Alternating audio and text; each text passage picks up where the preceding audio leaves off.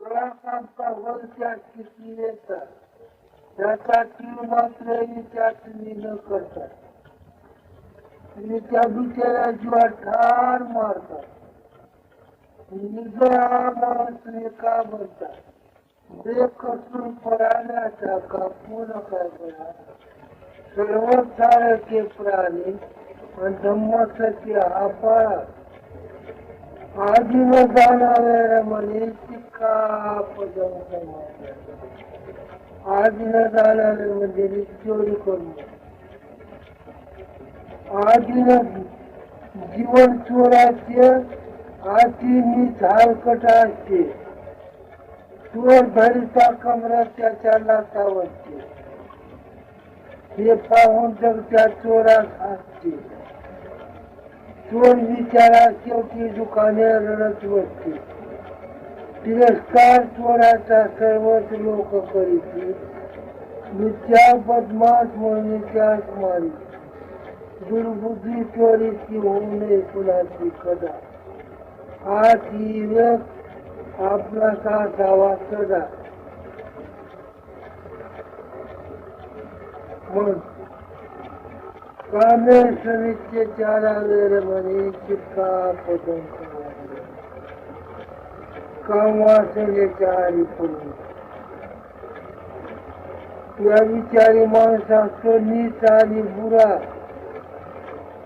त्यापेक्षा एखादा पशु गाढवा असते बरा पण श्री गमन करणे नरे माणसाचा धर्म अशा हलकट वाईट निष्कर्म माणसात माणूस निश्चिया विचारी सर्व उत्तम पुरुष मानला जाते सदाचारी सदाचारी जीवन उचित दिने सदाचारी असता त्यास काही न पडवू मग वेळ म्हणे शिक्का पदम समाधी आहे मुसावादावे म्हणजे खोटे बोलू नये लबाड बोलणारा माणूस सत्य खोटा लबाड बोलणे माणसाचा दोष मोठा लबाडी करून दुसऱ्याचाही करते तोटा मार्ग अडची लबाडीसाठी नादान आणि खोटा सत्य माणूस सत्य माणसा ज्येष्ठ सत्य बोलणे सत्य चालणे जीवने श्रेष्ठ किंमत होण्याचा मार्ग लबाडी टाळणे सर्व उत्तम बाब सत्य बोलण्याचे शील पाळणे. आता काय एकच राहिलं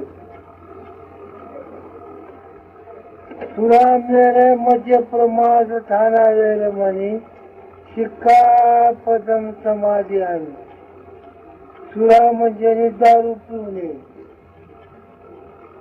विवेकाचे करणे बंद दारू पिऊन होते हा मस्त धुंद मध्ये पाने बुद्धी वही बेकाम आणि भ्रष्ट त्याच्या हातून काहीतरी घडते अनिष्ट घडता अनिष्ट त्याचे फळ दुःख आपल्याच हाती घालायचे आपलं सुख माणुसकीसाठी मद्यपान टाळा सुखी जीवनासाठी मद्यबंदीचे शील पाळा महार महार म्हणून का करता निंदा कशी झाले उत्पत्ती सांगतो इतिहास समजा आधीच मोठे बोलता खोटे काही बोलून गरजा आता कर्जारा पुढे हाली चालना बाकीचा खुर्दा झाल्या चालू हुशार म्हणून भेटीला आलो यंदा शहाणपणाची मशाल लाविता हाय अंधार समजा महाराने केली गार तयार मसनामध्ये बोंदा आजपणाचे घालीत आलो घालीत तुला सुद्धा काय म्हणाला श्रमणला बाबला घातलास मजा आजा मेल्याने मजापणाचा मेल्याला घातलास मला घास मेल्यावर जिचा वाघ मारा चल बरं मजा संग मग चित्ता वाघ मारा चल म्हणला. काय बोलायला तसं बोबडं बोबडं का बोलायला म्हणलं. म्हणलं मेले मूर्ती घालणाऱ्या म्हणलास तुला ऐकिलास काय ऐकिला मेले मूर्ती तवा घातला. मला काही समजत गेलं नाही कळत गेलं नाही तवा घातला. आता चित्ते म्हणलो हटकून पाहिजे म्हणून खाजवून केला सावधान. त्याला बोलले तसा सांगतो म्हणून तुझा आत्म्यान. नागसेन म्हणे खंडूला उशीर का याला वा सावधान. विश्वामित्र स्वप्नी गेला आणि असं खेळले हरिश्चंद्राच्या. स्वप्नात मागलं जाणं गेला लिहून उतरले कण. विश्वामित्र पुन्हा खेळते मागते सोनं. सोन्यासाठी फिरू लागला फिरत दिवस समजा. दोन्या महाराला देऊन सोनं लावलाय धंदा.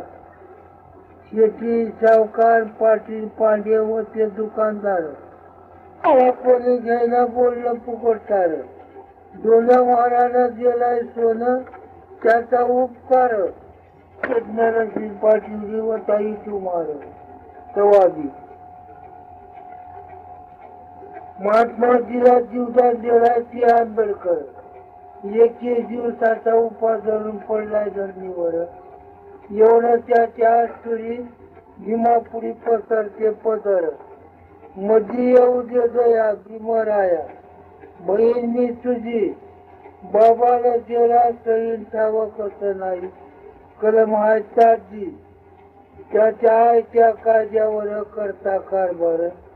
तू मुलाला काळजी बिन मुद्द्या वाचून खोलून टाकीन हरभऱ्याची भाजी. अशी महाराची करणे सांगतो महाराजीचा धंदा. जामसनामध्ये खंड ठेवला अवघ्याचा बोंदा. मार मार म्हणून का करता निंदा. आणि कशी झालं उत्पत्ती सांगतो इतिहास.